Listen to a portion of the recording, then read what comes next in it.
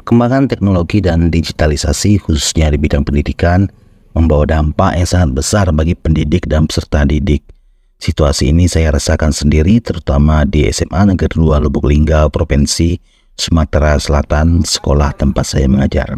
Sekolah saya pada tahun ajaran ini telah menerapkan kurikulum merdeka serta mengeluarkan kebijakan bahwa peserta didik boleh membawa gawai ke sekolah untuk proses pembelajaran di kelas. Halo, Assalamualaikum warahmatullahi wabarakatuh. Salam kenal, saya Andi Subhan, guru sosiologi dari SMA Negeri 2 Lubuk Linggau, Provinsi Sumatera Selatan. Pada hari ini saya akan berbagi praktik baik tentang melaksanakan asesmen yang menyenangkan dan asyik untuk peserta didik di jenjang E pada mata pelajaran sosiologi. Bagaimana keseruan kita di kelas? Yuk saksikan terus video berikut ini. Berdoa menurut agama dan kepercayaan masing-masing. Berdoa mulai.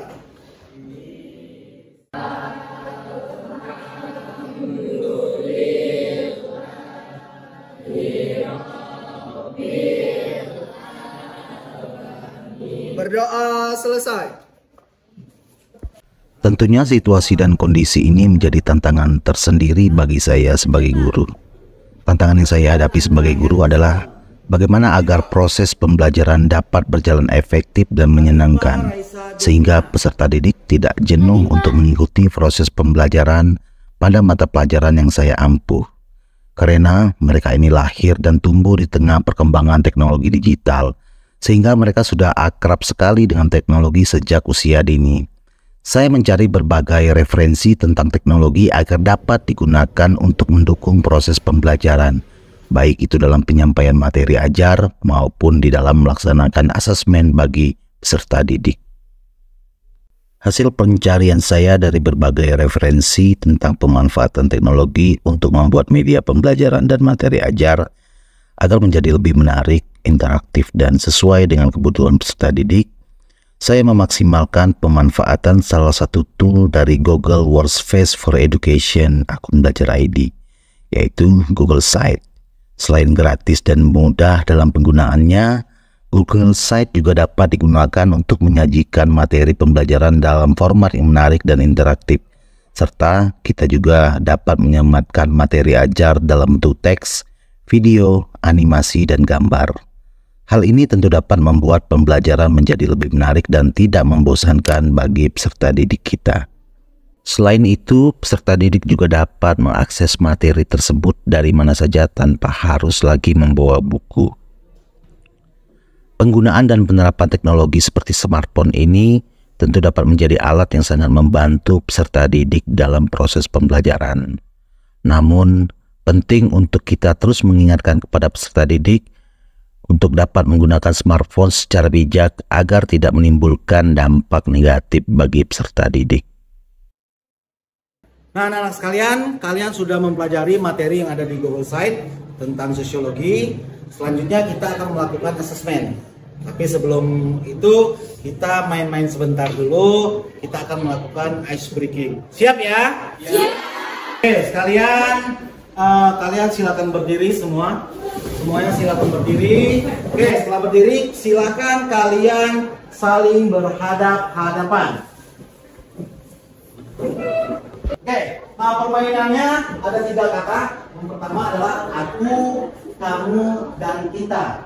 Yang bagian kanan adalah aku. Setelah mempelajari materi yang telah disajikan melalui Google Site, kegiatan selanjutnya adalah mengadakan asesmen untuk peserta didik.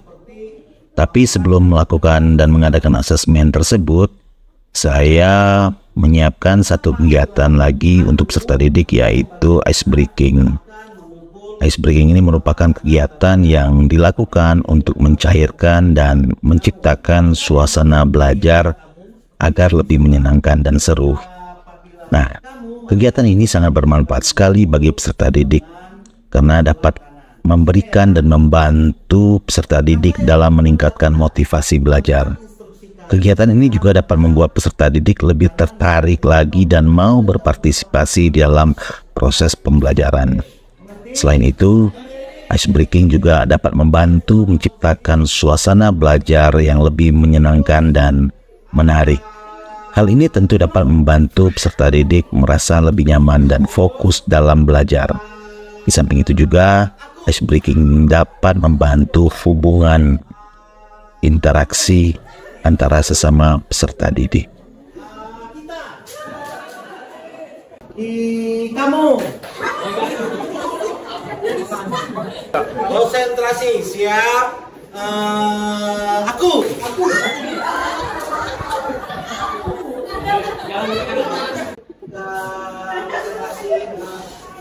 kita. Nah, kita udah main-main, kita udah belajar, kita udah diskusi. Saatnya kita akan melakukan assessment. Oke, Ananda sekalian, silakan persiapkan handphonenya masing-masing. Oke, Ananda sekalian, Di dalam melaksanakan asesmen untuk peserta didik, saya pribadi lebih memilih asesmen yang berbasis game.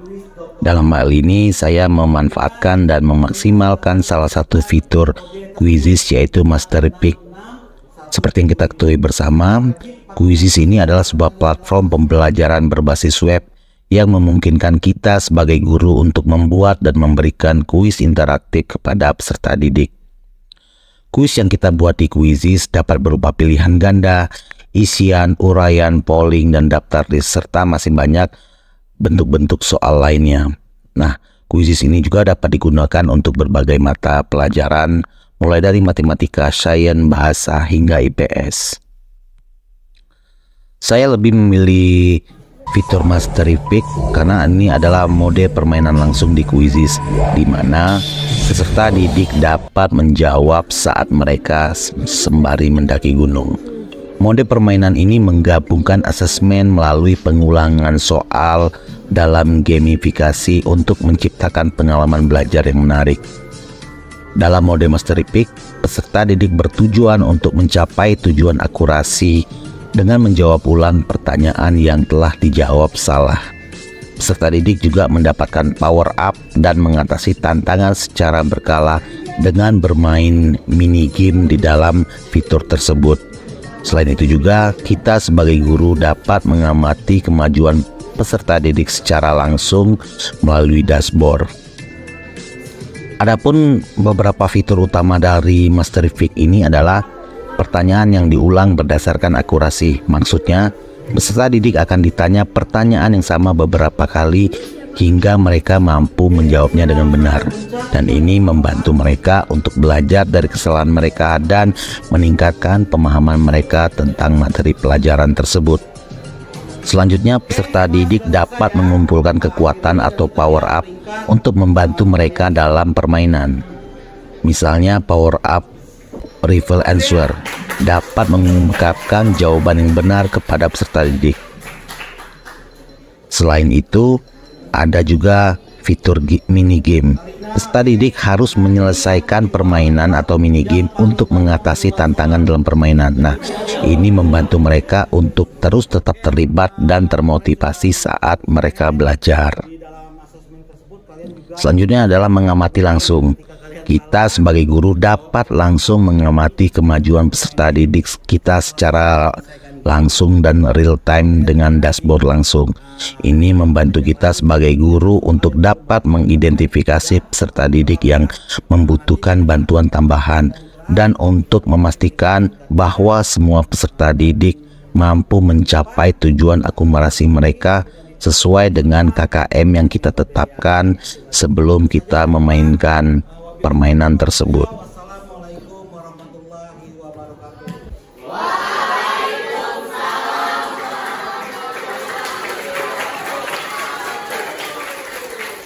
Saya Fikri. Saya Bagas. Saya Wasil. Saya Citra. Menurut saya, pembelajaran hari ini sangat menyenangkan, seru, Kekinian dan positif. Karena berbasis website dan game dan juga sesuai dengan perkembangan zaman. matur suwun. Salam Nida. Arigatou gozaimasu. Terima kasih.